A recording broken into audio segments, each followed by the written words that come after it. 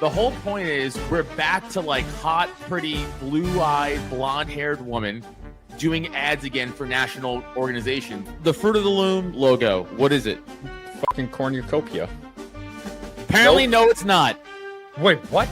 I don't care what. I actually don't even care what the justification is. Just make it a good one so it sticks in the media. He's already not set up right at all. He has 3 spotters. It was a giant anti-war peace book. Like, that's what it was. And then he just made this, like, badass film that literally didn't go with what the book was. Nothing. Truly, like, the essence of it, and it was awesome. All right, everybody, welcome back to your favorite Monday night show, airing every Monday night, 8 p.m. Eastern time. And today, I'm very, very excited to bring with us a very good friend of ours. And I feel like it's been too long, but our dear friend Scott Horton is with us tonight, man. What's up? Hey, guys, how are you doing? Good. Merry Christmas. Fantastic. The first comment we get. Scott is respected intellectual. Did he book this appearance by accident? At least 2 of these guys is Italian. Yeah, bro. We fucking pull here. Well, we really do punch outside our weight class for guests. Sorry, Scott, we do. We do. We definitely do. So, actually, on that topic, Scott, one thing that I was really interested in recently, it seems like over this year, you've kind of melded more in with the right wing political sphere.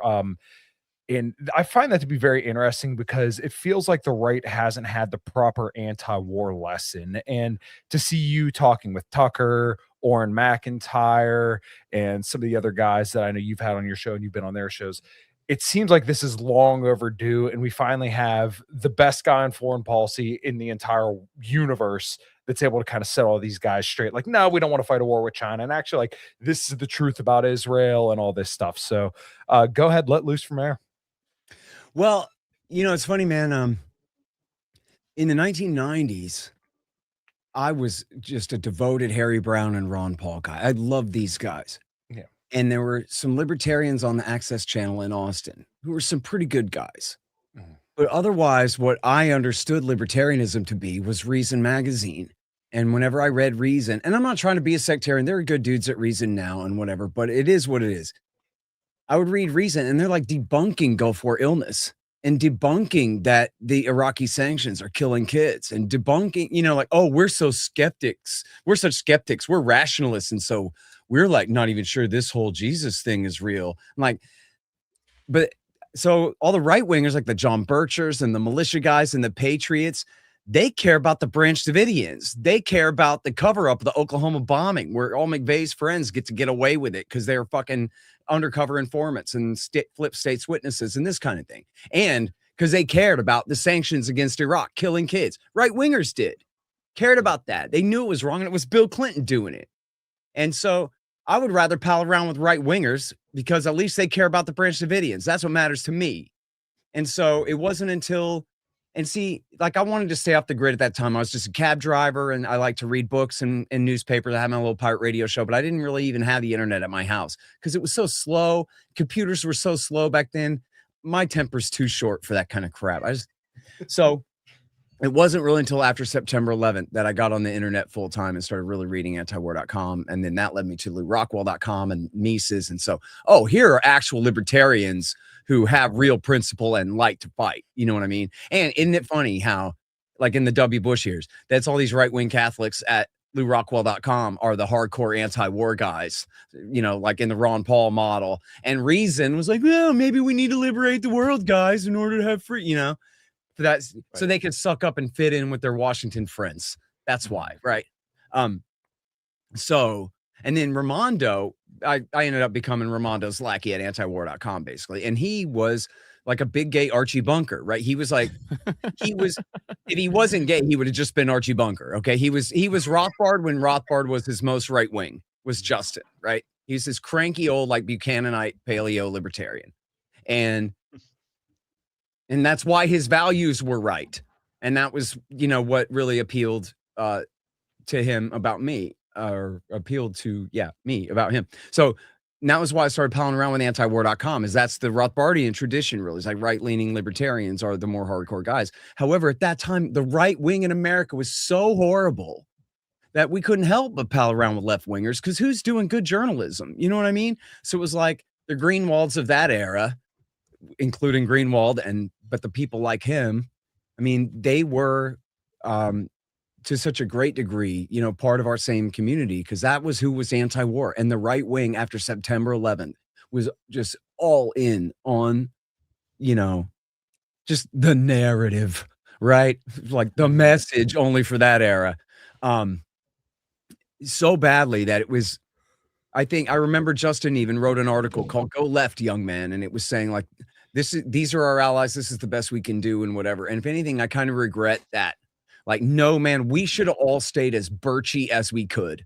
We should have just, and see, my problem is like, I'm from Texas and I've just always been around Mexicans and I don't care. Like, I just never, now all this mass migration from everywhere else is a different subject to me. But I agree fully. Yeah. Not very right wing on the immigration issue, because that was the issue. It was like migrant labor or just Mexicans coming in by the whatever numbers, but it was not really that bad kind of thing. So, and like when it comes to religion and abortion and all that stuff, I'm just not a right winger. What can I say? I don't care about that stuff really very much. And so I'm not going to sit here and fake like I'm more right wing than I really am.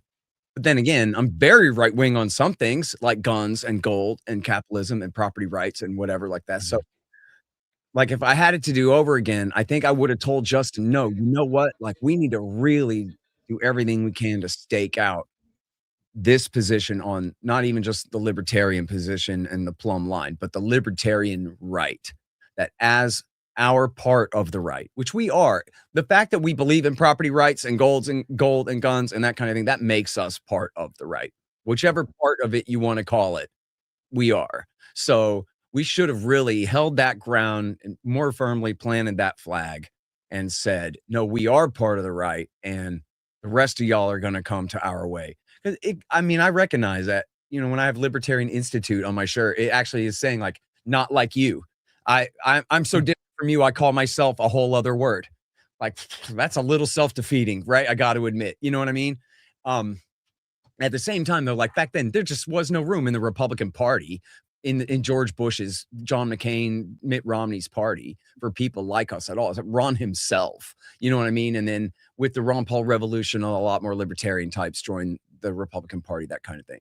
But I guess now, especially now, when it's after, see, here's the real dividing line is what happened was Barack Obama built the caliphate in Eastern Syria. And it was such a confusing thing because the propaganda was so heavy that Assad was the bad guy in that war. People didn't really understand. They knew they didn't really want to go to war against Assad, but they weren't exactly sure what. But then when ISIS invaded and sacked all of Western Iraq in the summer of 2014, in early summer 2014, then all those right wingers who had supported the war on terrorism all through up to that time, now they were like, all right, what is this? Right? Like what in the world? A lot of the, the veterans of the wars, guys who had fought in Mosul and Ramadi and Fallujah, see the black flag hoisted up over these cities. And they're like, man, we conquered that city, then we lost that city, then we retook that city. And now apparently it's fallen again. Like, God damn it. What are we doing? Right? People just got so sick of seeing, you know what I mean? This is what Colonel McGregor says. Time wins more arguments than reason. Right? And at this point, people just said, all right, I guess George Bush was lying. I guess this all was for nothing. And I don't know how many of them said I was wrong, but they didn't really need to necessarily to just really. And when Barack Obama is your commander in chief, how bad can you believe in American militarism? You know what I mean? It just doesn't feel right, does it? When that's who's leading the army at that time. So, so the right just fell out of love with militarism again more than it was like the Kosovo days all over again or something, and so I look at this as just, our big opportunity, essentially, as the people who were right about this all along, to just say like, okay, catch up now. I mean, that's what my book Enough Already is it's for essentially young right-leaning people to give to their dads and uncles and father-in-laws that like, hey man, check this out. Like it turns out, it's been a success. That book particularly has been a success just because even though I didn't write it like in a like pandering to the right or in a way like really serving like, genuflecting before soldiers or whatever like that. It's just I'm not a commie. So the book is not written from the point of view of some commie professor. It's just I'm not. And so it's just that makes it a lot easier to digest. You know what I mean? That like, wow, Dick Cheney really is a bad guy. And the shots that these men called really were the wrong ones. And it really didn't have to be this way. And that kind of thing. So, and then to me, sorry, I'm going to wrap up now. Here's the point. The Powell Doctrine, the Caspar Weinberger, Colin Powell Doctrine said you don't go to war unless you know you can kick their ass in no time flat and get out of there. You have a easy exit strategy, and you have unanimous public support from the American people back home. Come on, everybody. We're going to do this. We're going to win it. We're going to leave. And that's how we're going to do it, or we're not going to do it at all. And this was sort of a reaction to the disaster in Vietnam. And so that was basically the standard for the first Iraq war, and more or less for Serbia, at least in Congress, if not the people. But then for Iraq War II, W. Bush said, well, forget the liberals and the left, whatever, half of America. We just have half. We'll have the right. And we can go to war as long as we have the right. And then Barack Obama ruined that for him. And so now is our time to capitalize on that, basically. And what does Trump say? Trump doesn't say, I am the greatest warlord of all, even though sometimes he is, right? He's bombing Somalia more than Obama ever did. But he calls himself the great peacemaker. He wants to be remembered as, thought of as, and he knows that this is where the appeal is. He knows this is what the people want to hear, is that he's a non-interventionist, that he's bringing home. If you've read the new national security strategy, it reads 3/4 like I wrote it, and then 1/4 like I didn't. But you can see why that's the pose that they're trying to strike for everybody, is that they know that this is what the people want. So what I'm trying to do, then I go on Tucker's show. If I can get him to say, man, actually, you're right about that. I know that guy, and that kind of thing, and really solidify that this is actually the real narrative of what happened here. This is all Jimmy Carter's fault. We should have never done any of this stuff. It's time to call it off right now. And it's okay for you to think that too. You don't have to move left. You can be with me and Tucker. This is the deal. And then that way, guys, for the next war, let's not support it. Let's not fall for it. They keep doing this. They keep making these big promises. They keep inflating these threats. And then how does it always turn out, guys?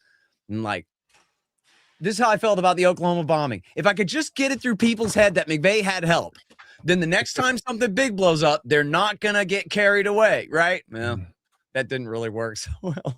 But that's my fight. Guys, I want to hear your take on like you mentioned before about like the commie perspective of anti-war stuff.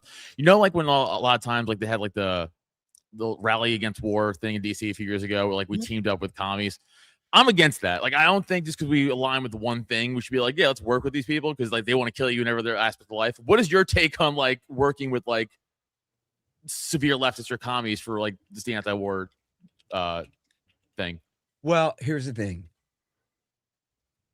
My rule of thumb on that is commies that are so horrible that you wouldn't want to be anywhere near them, they would never work with you either. The kind of people, the left wing is a pretty broad spectrum, right? You got your so-called moderates and liberals, which to me, a liberal is just like a shit lib center-left Democratic Party follower, believer, mad out neoliberal, right? Then you have progressives who have whatever principles make them more progressive, whether they're economic or cultural type issues. And then as you go further left, there's like 150, maybe 150,000 different kinds of leftists and socialists and communists and Maoists and whatever, God knows, whatever. You know what I mean? So there are a lot of people who call themselves leftists who actually do not favor violent revolution, actually do not favor nationalizing all the means of production and centralizing the hands of all power in the new Stalin or whatever. They just hate liberals because to them, liberals are a bunch of right-wing imperialists, which is, of course, true. Yeah. Right? Exactly. Corrupt, horrible, evil people. So like it's easy. I was just tweeting easier like tonight. There was a tweet of Bill Maher saying the best thing about Trump is he bombed Iran for Israel and he supports Israel. And I said, this is why the kids are moving left, because the shit libs on the center left are drenched in imperialism and Zionism and lies and blood and are just totally discredited. So of course people move further and further left. But then, so do I want to like endorse them in a way that like, okay, every leftist who agrees with me on foreign policy, they are all awesome and also should be given control of our agriculture policy or something? Like, no, I don't think that's really right. But if I can say to them like, hey man, what's good about you guys is when you prioritize opposition to war. What's good about you guys is when you attack liberals from the left, not for not being commie enough, but for being war hawks. Attack them for that. It's like when liberals, you know, Caitlin Johnstone, the great Australian leftist lady, anti-war lady on Twitter. Like every day, libertarians attack her for being a leftist. And it's like, look, dude, she's never going to become a libertarian for you. Okay. Also, here she is, as commie as she is. What does she ever do but attack the warfare state? And in so doing, impresses other leftists that this is what they should care about too.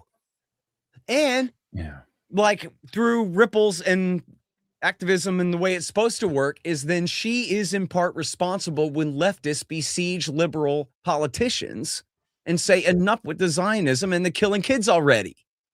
No, it's not okay. No, you don't have consensus for that anymore. And if you want to get reelected, you can't with a position like that. Not around here.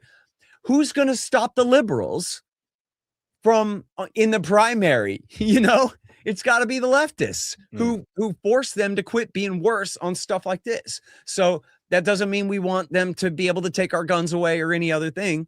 But to me, it's first things first, and they can't take our guns anyway. And it's the same thing on the right. There are people who are so far to the right that like, I don't really want to work with them and they don't really want to work with me. But there are a lot of people between here and there, and people to the right of the conservatives, people who are nationalists and populists. And even, like I told you, man, in the 1990s, I was palling around with militia guys. I like militia guys. I went to a libertarian thing. Back Adam, I think maybe you were even doing comedy at the thing, where some militia people showed up at a libertarian party speech that I gave, a state libertarian party speech I gave in the Northeast there somewhere. Maybe it was in Connecticut or something. Were you with Robbie and came and did comedy at, yeah, I'm sorry. It all kind of blends together. But anyway, I met some militia dudes, and they're good dudes, right? Like, I'd be careful about how well you know people because you don't want to get entrapped by anybody or whatever. What I'm trying to say is, look, I'm a libertarian, so nobody agrees with me about everything. Very few people agree with me about everything. And then from there, it's a gray scale out to the right and the left about how much people agree with me on what. And so I want to be as good an influence on them as I can so that they can be as good an influence inside their own movements as possible. You know, so like if you take, like Max Blumenthal, he used to hate libertarians. He used to think that we were like worse than Dick Cheney or whatever, because at least he doesn't want to abolish all welfare or something, like whatever. I don't know. But then I respected him so much. I interviewed him so many times about all his great journalism that it finally dawned on him that like there's something about this libertarian that makes him value what I'm doing, even though I'm who I am, you know, kind of thing. And that's Max Blumenthal, the journalist, not Richard Blumenthal, my senator, and also demon. Oh yeah, that'd be a different Blumenthal. This is Sidney Blumenthal's son, Bill Clinton's friend. Oh, sorry, yeah. So that's something. Yeah. But he's a good man. Max Blumenthal is a good guy, and as far as the leftists, like having libertarian friends is a good influence on him in a way. You know what I mean? And like same thing for Tucker Carlson. I don't want to make him a libertarian. He's bad on weed. He's, you know, I don't know how bad he is, but he's certainly like definitely more hawkish in a way on China, or worried about China than me, and like whatever. He's to the right of me on whatever issues. But I don't want him to be a good libertarian. I want him to be a good anti-war right-winger. I want him to be able to express to the American right that it ain't some Jane Fonda commie thing to be against this foreign policy, man. This is the consensus on the right now. We don't want to do this anymore. And That's all I need from him, man. Let him be bad on pot. Let him get worse on pot. You know, that's not what I care about. So that's how I look at these things, is like, I don't really want to ask people. And there are some libertarians who this is their job, and I'm not knocking it. There are libertarians who their job is trying to get everybody to be libertarians, right? My job is not. My job is trying to get America to be anti-war. And then, so whatever, libertarian stuff is secondary to that, basically. I think people get really wrapped up in the identity of it. They attach it to identity, and that becomes very important to people, and they want to concentrate on that rather than the actual beliefs and results that politically we want to get. Right. Yeah, I think I've kind of came to the realization that I think Tucker Carlson really is, as many criticisms I have for him, I truly do believe that he is the most important man in media today, because the conversations that he's having, it's not like we're always the audience. Like, he's not shooting his show saying, what does Kyle, Scott, Adam, Typo, what are they thinking? He's shooting to a very, very wide audience, an older audience, and also some politically connected audiences. So really, kind of like you said, he needs to just be the best anti-war right-winger. He needs to get in JD Vance's ear and act like an ice pick and be like, hey, you really don't want to do fucking regime change in Venezuela. And I know Trump's sounding off about Iran, but you need to pull him back from the edge. Now, I don't know if that's how it works and function, but I know that Tucker has, lines to plenty of people that are very, very important. And like you said, I think his job is just to be the best guy on that side who can communicate these issues from learning through people like you, like Daryl, like Dave, other people who kind of get into his orbit and then kind of teach him all this stuff, or at least, he entertains the conversation of this stuff. And then maybe they hear that. And then, the people in power kind of encourage or implement that in some of their policies. Yeah. Look, I used to joke that, look, now that Newt Gingrich is gone and Rush Limbaugh is dead, that, like, who is the intellectual leadership on the right? They ain't got much. They got Dan Bongino and they got Ben Shapiro. Yeah. And, whatever. There's more and more. I mean, and it's the YouTube era, and it's a good one. There are some, more and more really great right-leaning podcaster types, but there's no like real great leader over there. Like, you know what I mean? There's no one with the stature of like what Rush used to be or anything like that. There's no Ben Shapiro tries so hard, but there is no hegemon on the American right. Basically, Tucker's the closest thing to it, and he's great on everything that matters the most. But then, I don't think he's ready yet, but that's why I gave him enough already. He's like, hey, man, actually, I've been good on all this stuff this whole time. And so, like, here, just read this and you'll be all caught up. You know what I mean? This is, some of us actually were good on this all along. And so, for those of you who are just getting good on this now, then, like, hey, check it out. We actually have 30 years of articles at antiwar.com for you to catch up on. And I got these books summarizing it all, basically, that this is the deal. We shouldn't have done any of this stuff. It's all Jimmy Carter and H.W. Bush and Bill Clinton's fault, and everybody knows that. It's easy enough. If I tell you, look, man, Jimmy Carter really screwed us that one time. Like, is that too bitter a pill to swallow for you? Hey, you talk about America, boy? Or like, well, actually, I don't know. Bill Clinton was a face-biting rapist, sicko, murderer, church-burning weirdo at the very least. Was known as like the lowest degenerate scumbag liar when he finally left office. It's like, maybe it's okay to criticize some of the choices he made in office. I don't know. Should be. So that's really I don't know, man. I'm optimistic right now. We don't have the power, we don't have money, but that's always been the contest, right? Is the very narrow special interest versus the mass of the public. And for me, I could hear Justin now making his customary crack about grabbing the popcorn to sit back and watch this great crack up where, especially on the Democratic side, but also more and more on the Republican side, you have this very stark division on Israel between the voters and the party leaders. And so what's it going to be and how's it going to go? And it's definitely in the midterms coming up in 28. It's going to be a big deal on the Democratic side. And I think it's going to be more of a big deal than you think. I'm sorry, I meant to say in 26 for the midterms next year. I think it's going to be more of a big deal on the right than you think already, too. And they're just pushing this stuff there. I mean, you guys have all seen this just over the last, what could you say about the Hasbara absolute self-implosion over the last 6 or 8 weeks in this country? It's just every single day you go on Twitter and just almost feel sorry for the Israelis that this is the best kind of shit. For those that don't know, Hasbara is like Israeli disinformation on the internet as or just intelligence operation, or even just public relations. It means Hasbara means all of their public relations are disinformation. Well, that's true. Everything they say is a damn lie. Saying a lie. These are synonyms, Scott. Yeah. But I mean, they just it has been just facepalm after facepalm after facepalm as they are just, Ben Shapiro is the least popular guy at the entire Charlie Kirk rally. And he gets up there and says everyone else has got to get kicked out of the movement. And it's just like, what? No. Right. Actually, that was your last best try, dude, and you failed. Now what? Something about 109 influencers, I think it is. Scott didn't know who we were before he agreed to come on, by the way, when the clip's done. Just so we know. Scott does not associate, he doesn't know who we are, or really I should say who everyone else. He knows Kyle and me. What are you talking about? I know. No, I you stepping on my joke, Adam. It wasn't a good joke. Sorry, have you tried being funny? All right, wait, tell me what the 109 thing is. Oh, the 109 countries. Oh, God. Come on, you're on the internet, Scott. Yeah. So, Scott, we brought up. I gotta take off my Scott Horton Academy hat and put on my Hitler hat. Oh gosh, I have a spare one if you need it. Yeah.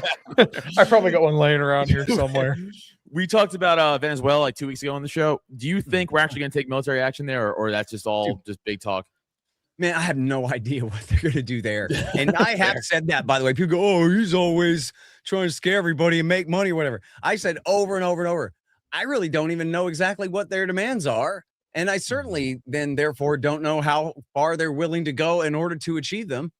I mean, it seems like Rubio and Trump really want Maduro out, but they want to do it with as little ripple in the pond as possible. And they keep saying that they're talking to him still. I keep seeing stories where their White House, they're still having ongoing talks with the guy. And he's, in Trump's own words, he's offered everything. Right. He goes, that was the quote. He got quoted big because he said the F word. He knows not to F with the United States of America. But the quote was, he offered everything. And then he repeated it. He offered everything because he knows not to F with the United States of America, is what he said. And then wow, I mean, doesn't that sound like Japan? Like unconditional surrender. It's one condition. We want to keep the emperor. You know what I mean? Like, so in this case, this is the one condition, is he won't step down. But that's all that's left. In other words, it's up to the White House to decide whether Exxon or Chevron gets the next big concession over there or whatever. It's the ball's completely in DC's court. And then, but we have, I mean, how much does it cost per day to have, what is it, like a sixth or something of the U.S. Navy over there in the South Atlantic, parked off the coast, enforcing this blockade? And the 22nd MEU and the fleet associated with it is off the coast. Yeah, I mean, 2,000 Marines waiting. The Gerald Ford, I'm sure they're reinforced. So, look, I think if you remember back to the first Trump term, Bolton was the Rubio then, and Bolton told Trump, don't worry, it's going to work. We know what we're doing. We got this guy, Juan Guaido, and everybody loves him and is going to support him and help put him in power. And we have a loyal faction in the military, and they're going to flip on it, with us and all this. And then it all fell apart. Operation Gideon. Oh, is that what it was called?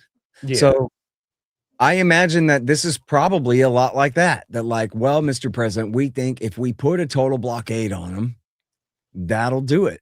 And that might work. Quite honestly, guys, like, at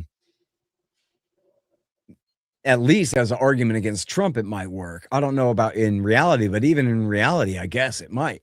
It used to be an argument for a long time that sanctions don't work. In the case of South Africa, maybe, but that was more even just like moral kind of condemnation universally coming out of the West at that time, that like really into Clerk and all that. It's kind of a unique circumstance. But like overall, when they talk about putting sanctions on a country and trying to get regime change through sanctions, the obvious and universal kind of example was Saddam Hussein, and how the sanctions against him all through the Bill Clinton years didn't remove him from power. It made him more powerful compared to the people of the country that supposedly, they even said they were trying to make the people so miserable they would rise up and overthrow him, even though they had their chance in 91 when Bush encouraged them to, and then stabbed him in the back and let Saddam crush their uprising.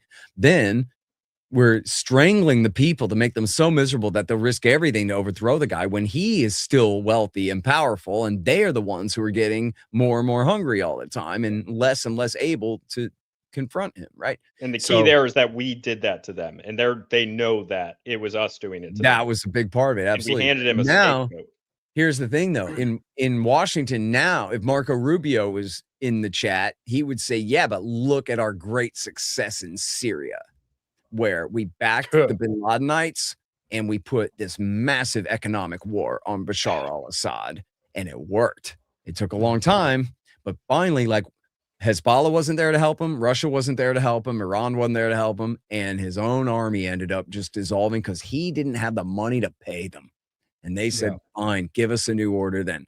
And so is it possible that broken, busted ass commie Venezuela, under this massive economic sanctions regime from the United States and our allies, that if we just deprive them, if we just seize the next few, I don't know, 10 tankers of oil and whatever small like drug business they're doing, not to sell to Americans, but just drug business that they're doing in the Caribbean to make money there, that depriving them of that revenue will be enough that Maduro's government falls?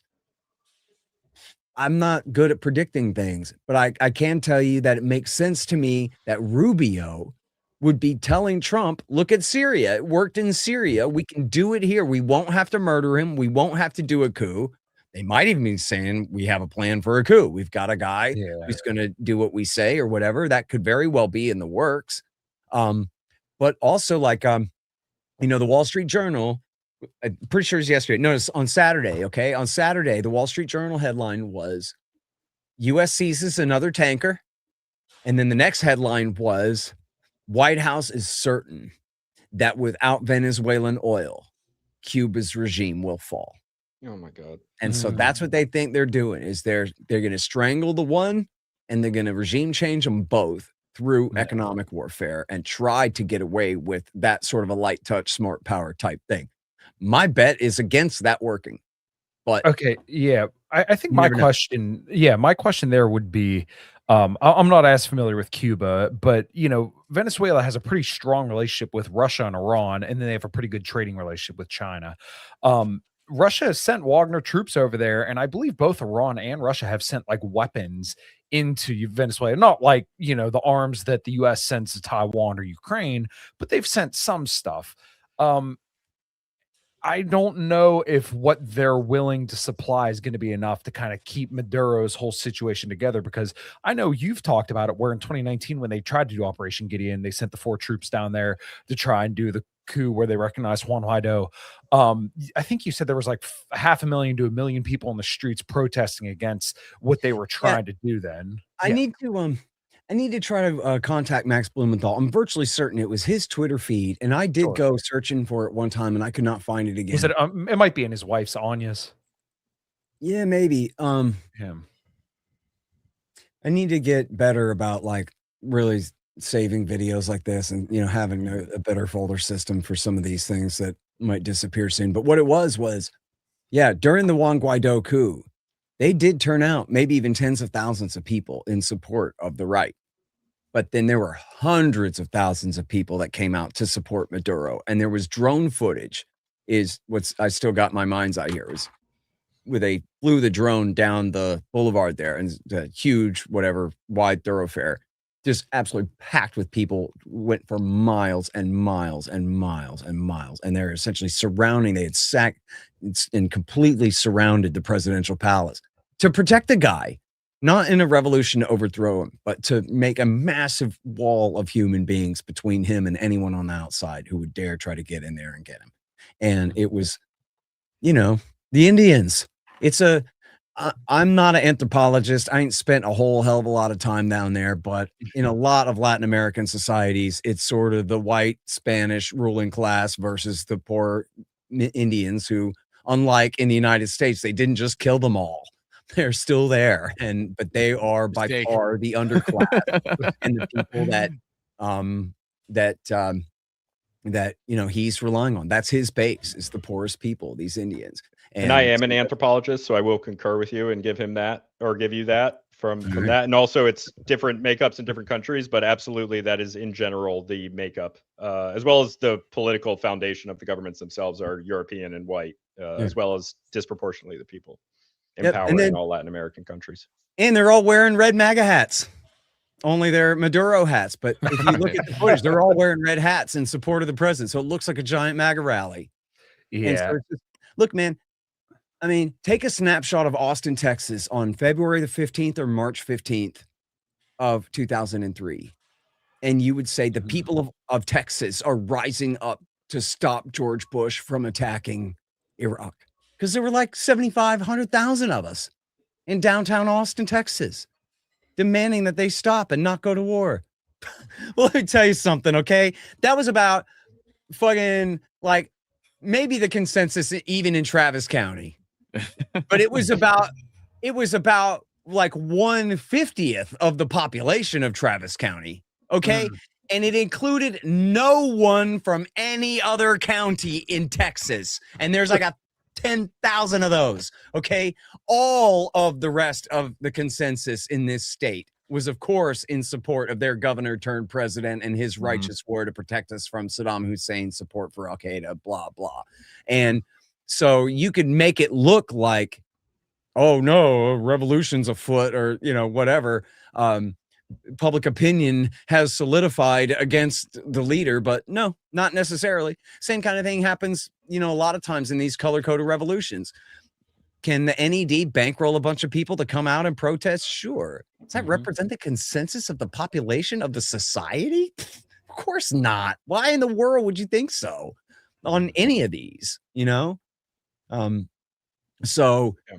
And in fact, in the Wong Guaido, I remember they showed, you guys might even remember, they had this one clip of, I don't know, maybe a few hundred protesters, and it was a armored personnel carrier running over a guy. It was a government armored vehicle running over a guy, but it had big soft tires. It seemed like he was okay, actually. Like I don't think they even killed him. And then people were like, oh, they killed this guy with their tank treads. And it was like, nah, you played the clip on every channel 10,000 times. It was rubber tires and the guy didn't die. And meanwhile, they're throwing Molotov cocktails at the armored personnel carrier. And it's still like this minor thing. You know what I mean? You're talking about like whatever, a couple of city blocks of unrest. And then, but the loop is amazing actually at the time, the way they played that one clip on loop on every channel over and over and over again. This is somehow supposed to symbolize the people of Venezuela rising up and the tyrannical government crushing the uprising. But and I remember even being interviewed about it, and people were like going, yeah, but what about that footage? I'm like, well, what about that footage? Like, let's actually stop and look at what we're looking at here. What are we looking at? It's a pretty tight shot, isn't it? Yeah, and I have to imagine that over the course of the past 6 years, if he got voted back in, and my understanding with, I'm sure Craig Pasajardula and Fiora Isabel, they both have said that like the elections in Venezuela, despite what people think are actually way more secure than the U.S. elections, if they reelected Maduro, then I have to imagine he's probably more popular than he was 6 years ago. And I really don't know about that, by the way. And I like Craig, but he's a communist, and I would not trust his judgment. My friend, fair enough. My friend Thomas Edlam from the Libertarian Institute, he's got a very critical take on and he's done a very good job of keeping up with what has happened in all the various elections, the parliamentarian, presidential elections, and whatever, the different houses and whatever over the years. And there have been some bad moves by, where the leftists lost and then canceled the election and just appointed their own people to run, I guess, the upper house or whatever it was. I'm bad on the details. But, Sure. I had a leftist on the show who was kind of spinning that way. And Tom Edlum emailed me and he was like, "Can I come on and clarify some things?" I was like, "Yeah, please do." So okay, fair enough. Yeah. But look, whatever, man. I don't give a damn.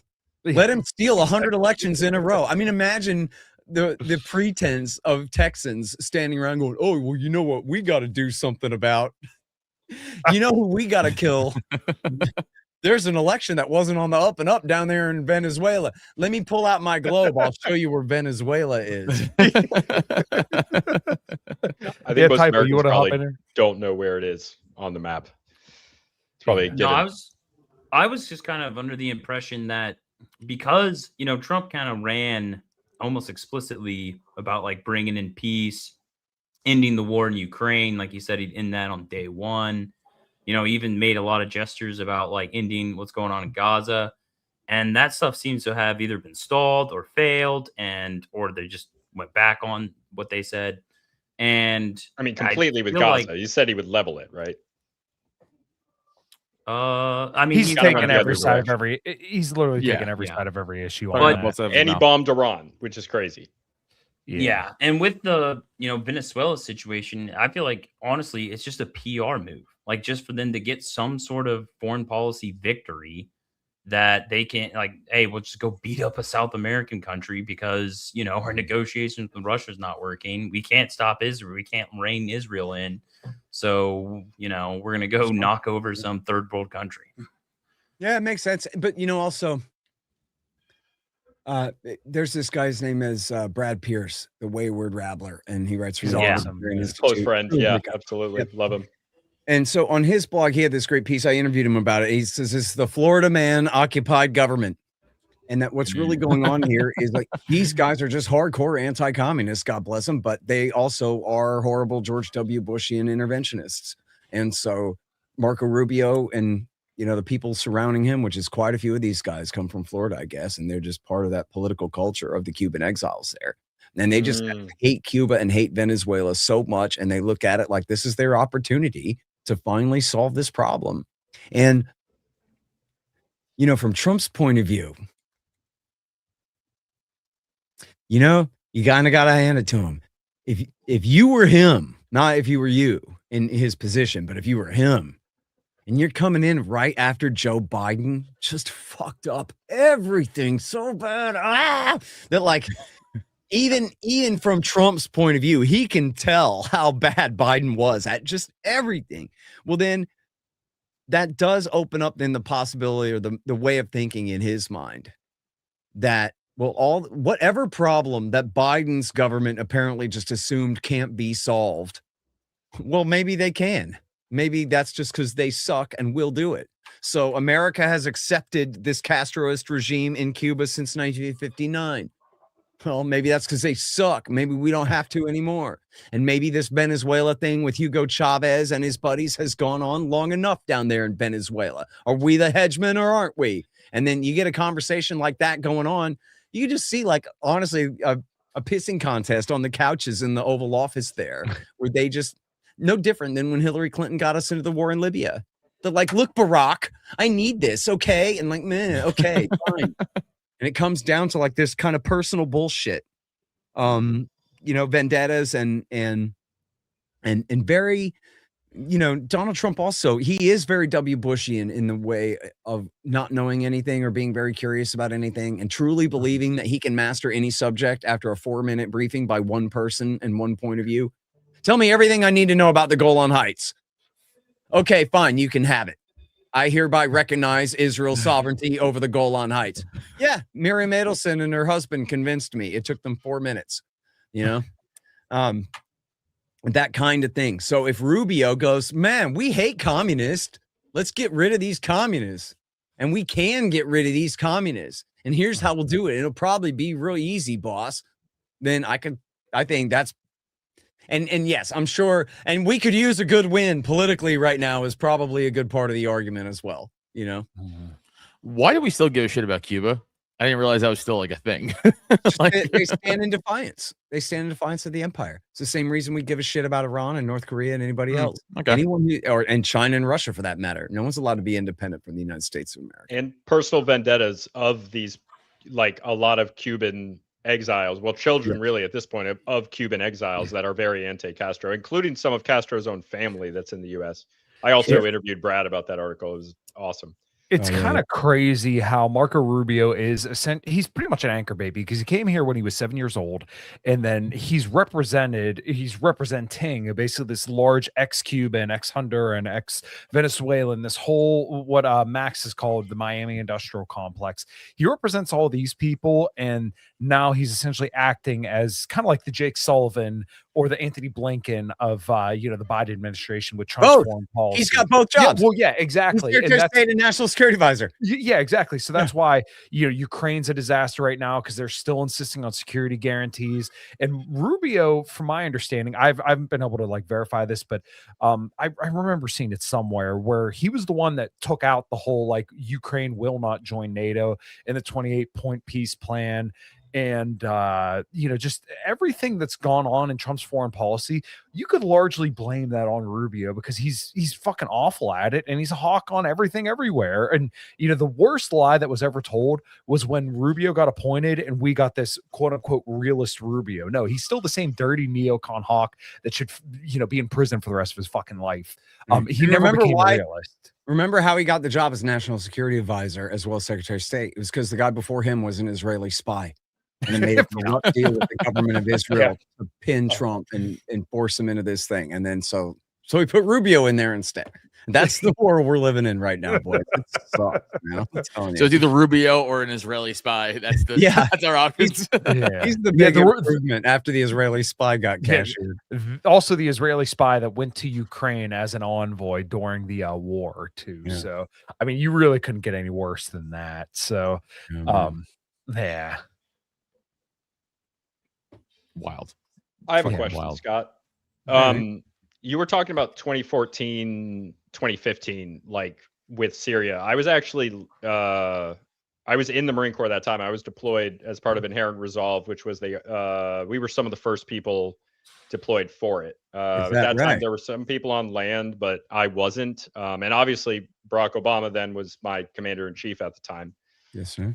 And this is probably a large two-part almost question, but with the changing technology we have, the wars look very different. We had 2 Iowa National Guardsmen killed last week, or maybe the week before that at this point, as part of Operation Inherent Resolve, the operation that started a decade ago when I was deployed in favor of it. So we really do still have forever wars, obviously, as you know, but there isn't support for them and they're still happening, and we don't necessarily have to commit as much direct manpower with the use of drones and the use of small tactical teams rather than large invasion forces. So do you see that being a major factor in them continuing to just trade out new wars and new wars? As Afghanistan came down, we did ISIS war with Inherent Resolve, and now ISIS, it's still going on. And now we're off the coast of Venezuela, might do something there. But do you think that we're going to continue with forever wars and that it's easier now without the big troop commitments, even without public support? Well, the second part first, yes. And look, and as I'm sure you could testify, right, going back, if you want it, like, let's just pretend that Al-Qaeda was a hell of a lot bigger than it actually was, as big as ISIS ever came to be, then you only ever needed special operations forces to go in and do limited missions here or there. The idea of marching in the goddamn entire Marine Corps and the 3rd Infantry Division to sack Baghdad as part of fighting a war against stateless fundamentalist terrorist groups, and give me a break, man. That was a war for bin Laden, and don't get me started on all of that, but literally and figuratively it was, in so many ways.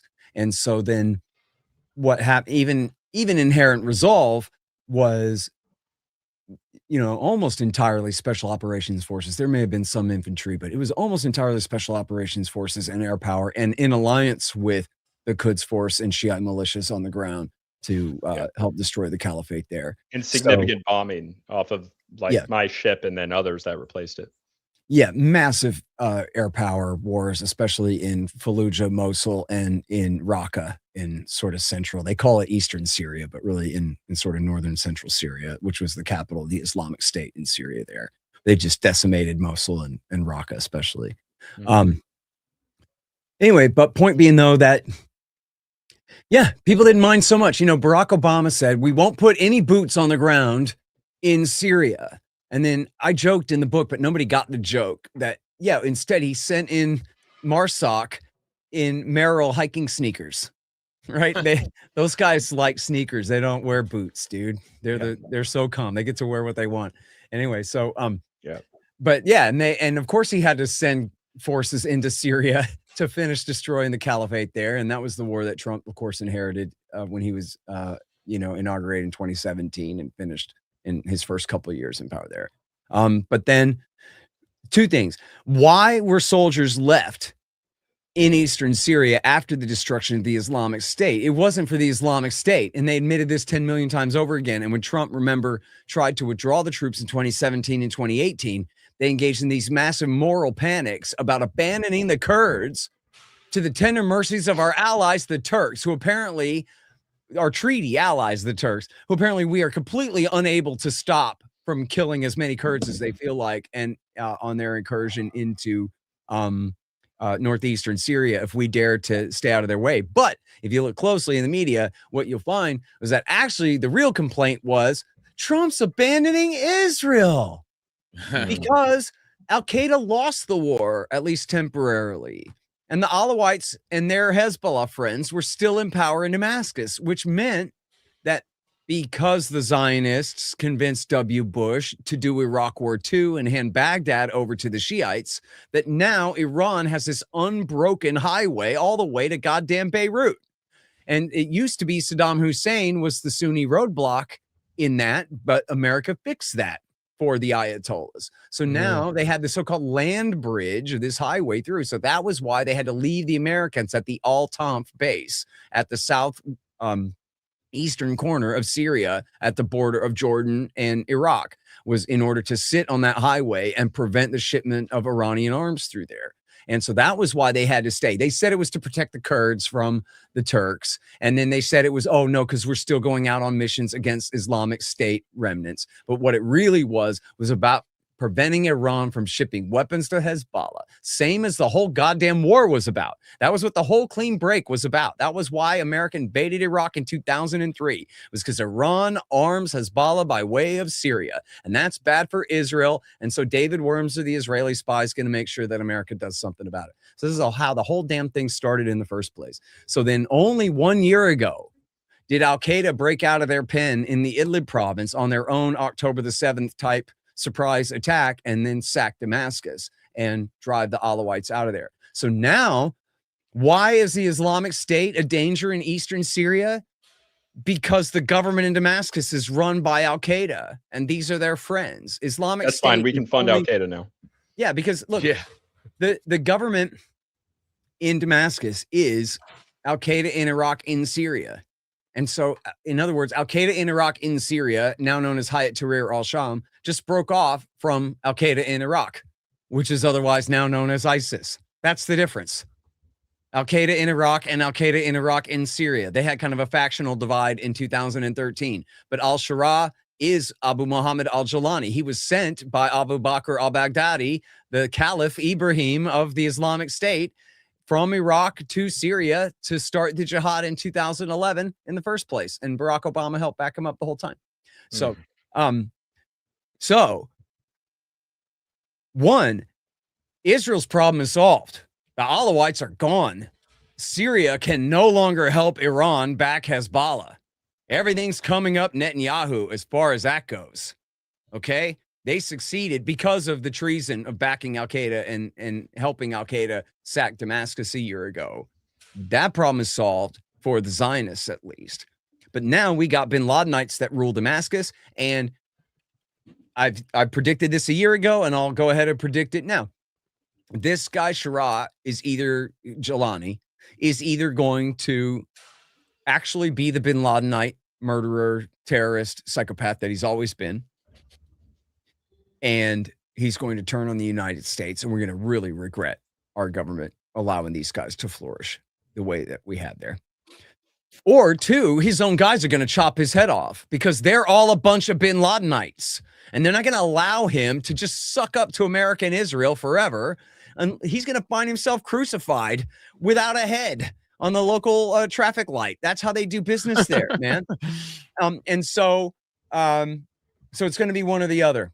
And then about our guys who are stationed there now, are they going to have things to do? I mean, yeah, in Syria, yes. In Iraq, I think it's mostly a shoddy excuse to leave American soldiers in Kurdistan to go out on missions against Islamic State, bin Ladenite Sunni insurgent targets there.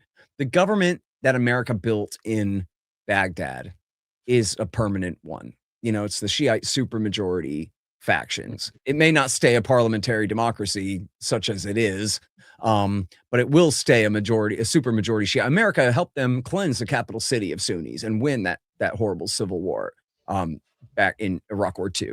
And so the Shiites have the power to crush the insurgency in the predominantly Sunni parts of Western Iraq if we just leave them alone. And if they're smart and keep Maliki and his men out of power, and they try to treat the Sunnis of Western Iraq with a modicum of respect, then I think that Sunni insurgency in the West is likely to stay at a minimum, or at least whatever, even not at a minimum, manageable by Baghdad, even without U.S. support. And the idea that even if you go back 10 years ago and you look at the Islamic State at their height, they could never take Baghdad back, right? The best that they were ever going to do was get to Fallujah, 20 miles west of Baghdad, and they're never going to get the capital city back again. So those lines are basically settled, and Iraqi militias and Shiite militias and special operations forces, I believe, are enough to keep Al-Qaeda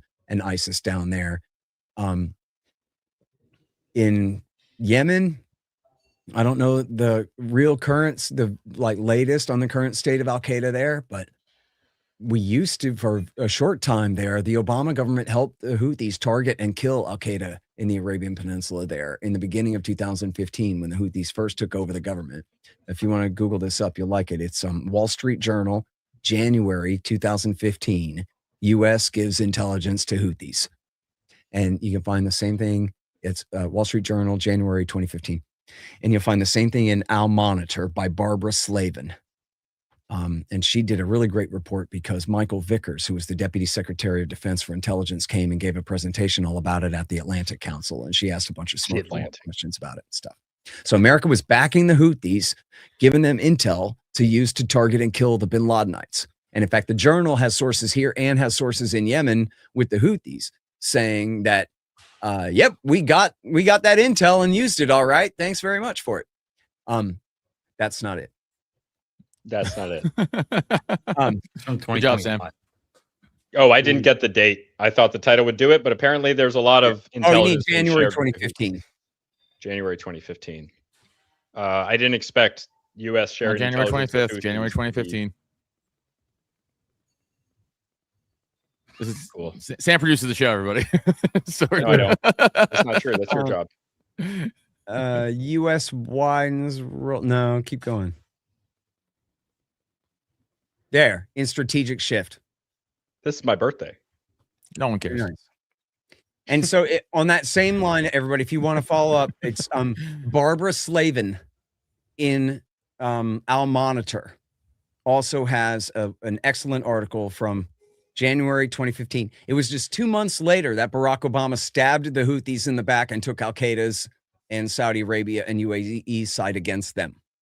And so they were certainly empowered and eventually ended up being incorporated. First of all, they took over, Al-Qaeda took over 2 major cities, Makalla and another one on the Yemeni coast there for a while, seized military bases and weapons caches, and just it was the greatest gift to Al Qaeda since Iraq War II, or since the Caliphate in Syria. I know we do a lot of things for Al Qaeda. It's hard to keep track, but but then it got so bad that the Americans asked the UAE to go in there and kill them. No, I'm sorry, to go in there and hire them all and incorporate them into their militia so they could stop calling themselves AQAP anymore, because that was embarrassing. Oh my gosh. And so they are much more powerful than ever before, although obviously they don't control the capital city. The Houthis do. They're more out in the southwest.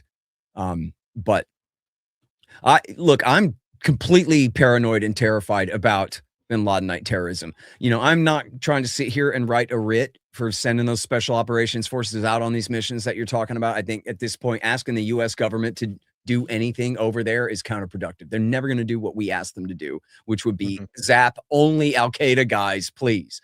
Right? They're just not going to do that. So, or ISIS, same difference. But I am terrified of these guys. And I think that it's foolish to assume that they are all CIA and Mossad and whatever, and that they only do what they're told by Western intelligence. I do not think that's how it works at all. I think they're extremely dangerous, ideologically driven terrorist mercenaries, and in many cases with battle experience and highly capable. And, AQAP, they were the ones that did the underpants bombing where they tried to blow up the plane over Detroit on Christmas Day, 2009. And I mean, imagine that, a plane blowing up over a major city's downtown or something like that on Christmas Day, what that would have been. That idiot Dan Crenshaw goes, "Oh, I was over there in Afghanistan." And by fighting the Afghan war, he told Dave Smith this in a big fight on Twitter, "I prevented another September 11th. Oh, yeah, except Orlando and San Bernardino and Detroit underpants bombing that only luckily failed, and the Boston bombing, and on and on and on. These guys have attacked the United States over and over and over again, and slaughtering innocent people, and including in the last year, a guy murdered 2 people in front of the Israeli consulate in Washington, D.C. Right. And another guy did a Molotov cocktail flamethrower attack on a pro-Israel march in Boulder, Colorado, and killed a lady. Right. Yeah. And I don't know exactly. Maybe this is the one thing the guy didn't complain about. Okay. But an American army soldier converted to Islam, declared his loyalty to ISIS, and drove a truck full speed down Bourbon Street on New Year's Eve last year. Oh yeah, I forgot about that. Yeah. Now here's what happened, right? Is another kook killed himself in a suicide bombing in a Tesla truck at a Trump hotel in Las Vegas, and wrote a weird letter to Sean Ryan that was full of a bunch of nonsense, and everybody got distracted for a week and a half and forgot all about Bourbon Street. Right. It was back to back. It was like a week apart. The Cybertruck was way more interesting, and that looked like a false flag to me. I don't know. It'd have to be speculation. No, it was a kook. Dude, a lot of guys come home from those wars messed up, man. If you read that guy's emails to Sean Ryan, you're like, I believe poor guy, he was lost.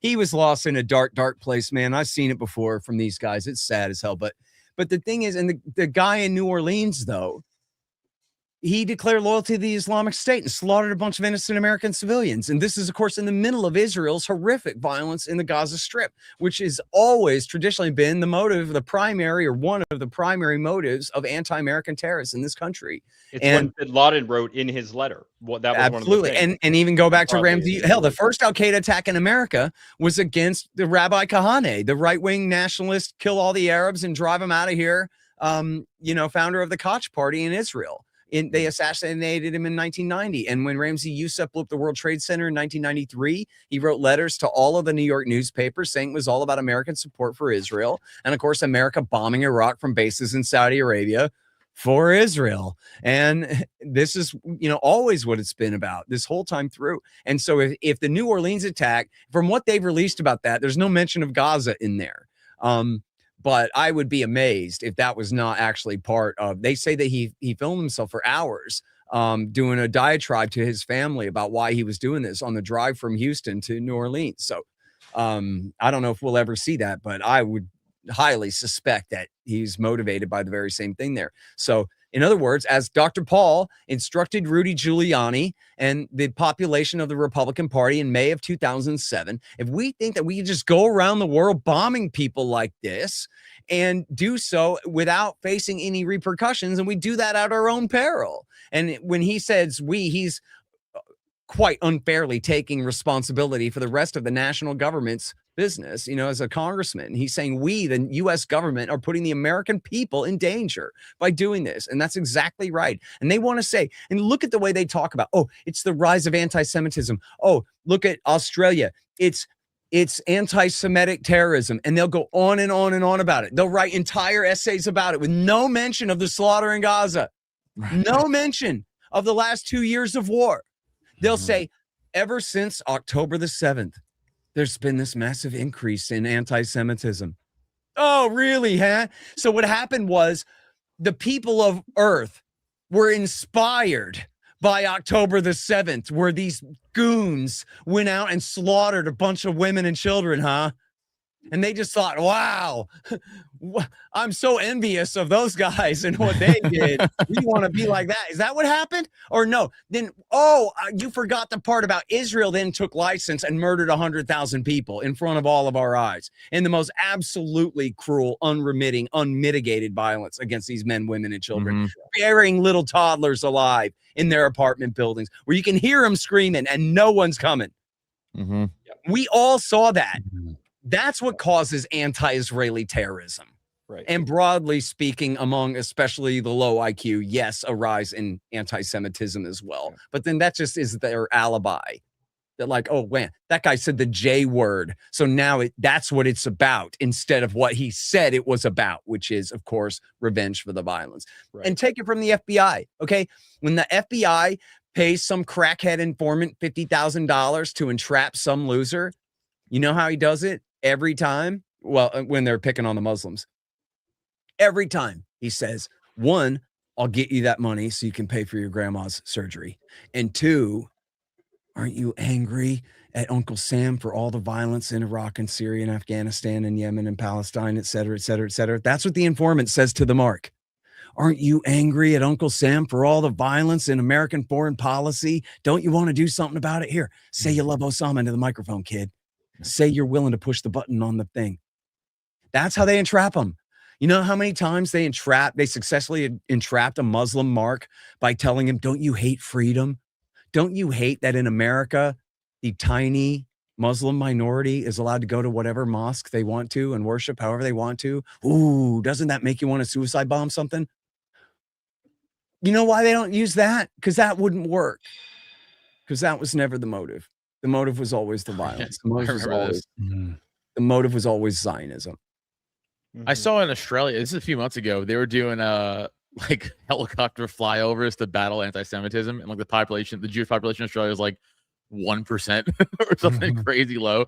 They're like, this is gonna stop anti-Semitism. I'm like, all right, they won't do that for Christians being slaughtered ever. And look, it must be said, and people should not be naive about this. Anti-Semitism is good for Zionism, and they know it and they like it. They want Jews around the world to be afraid so that they will pack up and leave and move to Israel. That's what they want. And so and I'm not saying like that's the end in mind with all this stuff, but it's a very happy side benefit from the point of view, especially of the right-wing nationalists in Israel. And I'll give you one great example. This was when there was the attack at the grocery store, the kosher grocery store in France. And Netanyahu came to Paris and said, French Jews, you're not French. You're Jews. Come home to Israel. Even though none of them are from Israel. Israel was created after World War II. The American Jews are not the Israeli diaspora.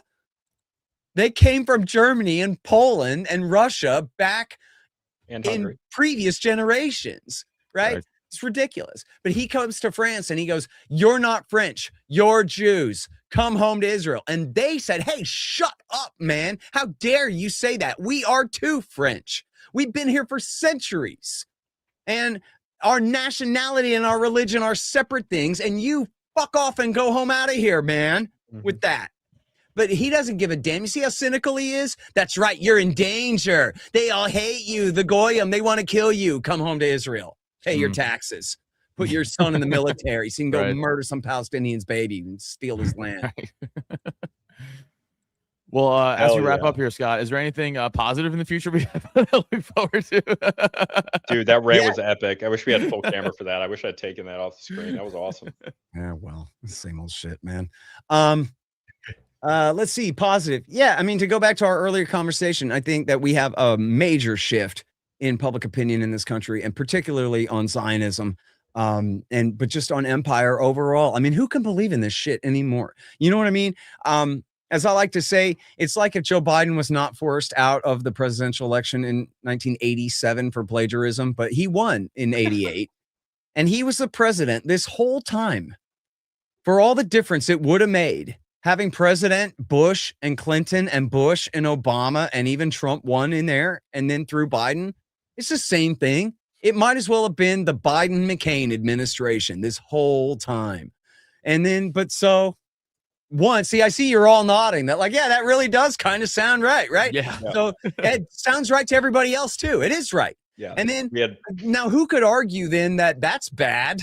That like, actually, if something horrible had happened to those two men and we had not had to suffer their influence this whole time, this country would have been a hell of a lot better off and the whole world too. Everybody knows that, right? All good conservative Republicans always hated John McCain. You know, he's horrible, man. Always was. Whatever he and Joe Biden agreed about was guaranteed to always be the wrong thing to do. Well, what they agreed about was what America did this whole damn time, right? On all the wars in the Middle East and NATO and Eastern Europe and all of the rest of it too. Pivot to Asia and the rest. So if that's the power elites consensus, that's what we need to all oppose. And I'm glad you mentioned Orrin McIntyre there. I really like that guy. And he's to the right of me on a lot of cultural things, right? We don't necessarily agree on every kind of thing. But one of the things that I've noticed about him that I really like is he had this statement. It's funny because I haven't talked like this in so long because I've just been stuck like this for so long.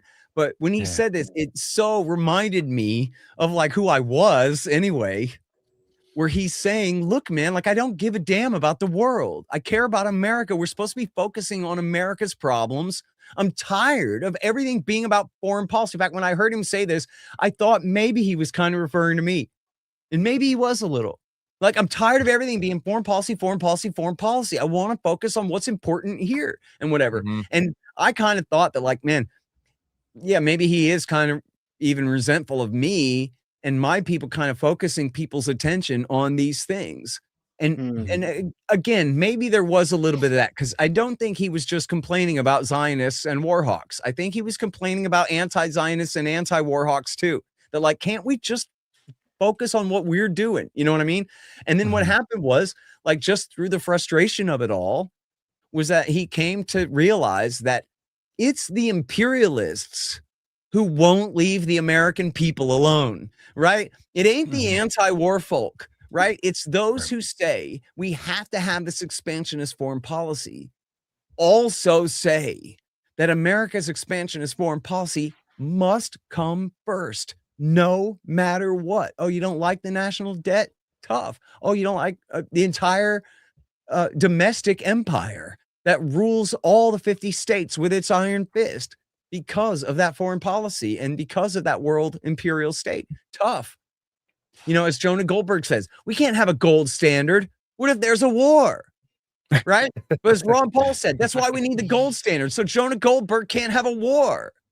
But that's what it's all about. Remember the scene in the movie JFK where Donald Sutherland is sitting on the park bench with Jim Garrison, whatever. What's his name again? The actor guy. Anyway, never even heard of this movie. JFK, the Oliver Stone movie. Oh, you got to watch it. No, I do. It was produced by an Israeli spy named Arnon Milchan, which kind of raises some questions. But anyway, so Donald Sutherland and he is Mr. X, the special ops guy, and he meets with Jim Garrison on the park bench in Washington, and he says, "What is all this stuff? Like, what is it all about?" Right? You got all the marble statues and everything. He says, "The organizing principle in any society is the war power. That's what it's about. Why would anyone shoot the president in the face? It's because they want control of the war power, and he has it instead of them. That's why. That's what it's all about. That's what the state is.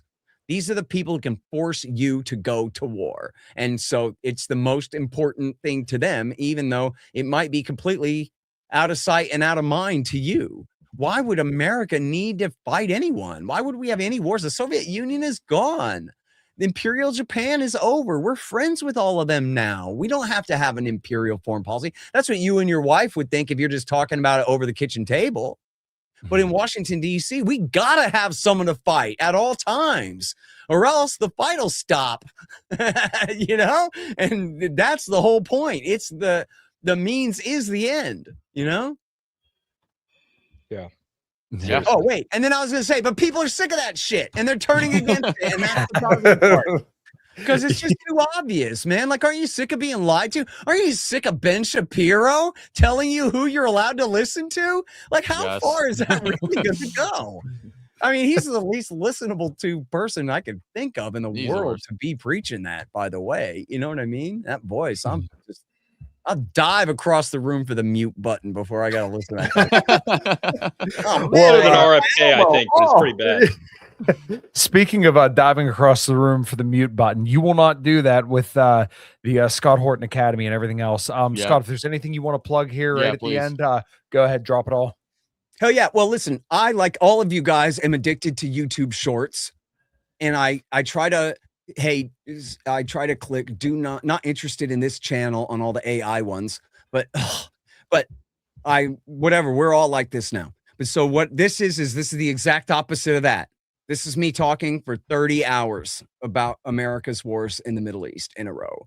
And then part 1 of my Cold War course is also 30 hours long. And that's just H.W. Bush through Obama era. And it's essentially me walking you through my last 2 books. Scott Horton slowed down so everybody else can catch up is basically what it is. And I busted my ass on this project all year long, which is why the audiobook of Provoked is still not done. Although I am hard at work on that. But it's me, and it's also a bunch of great guys. I got Jim Bovard, Ramsey Baroud, William Bupert, and then Adam Francisco. And then just today, guys, my part 1 of my first of my new Cold War course just hit. I just published it today. So that's what it is. And it costs money, but it's Christmas time. So we've got a great promo code.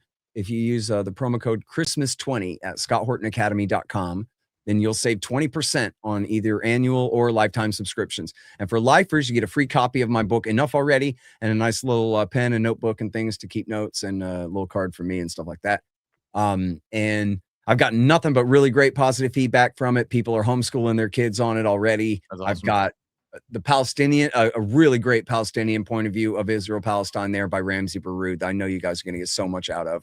And I'm just really excited about it. It's been a great success so far. We've got all kinds of great new courses coming up soon, including obviously my part 2 of my Cold War course. But we're gonna have C.J. Kilmer on how Woodrow Wilson is the worst person who ever lived. Yep. We're gonna have Bob Murphy on the New Deal, the Great Depression, and the New Deal. We're gonna have Bupert. I got more ideas in mind for Bupert. We're gonna have a course by the great Daryl Cooper, Martyr Made. That's awesome. I'm not sure exactly what, but that'll be coming up in the next year. And so it's a hell of a thing, man. I'm really excited about it. And so just go to scotthortonacademy.com and use promo code Christmas20 and you'll save 20%.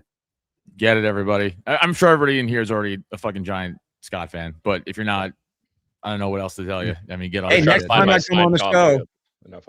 come on the show, I want to hear what you guys think of the thing. Yeah, for sure. Kyle, I want to give the rundown of the Patreon.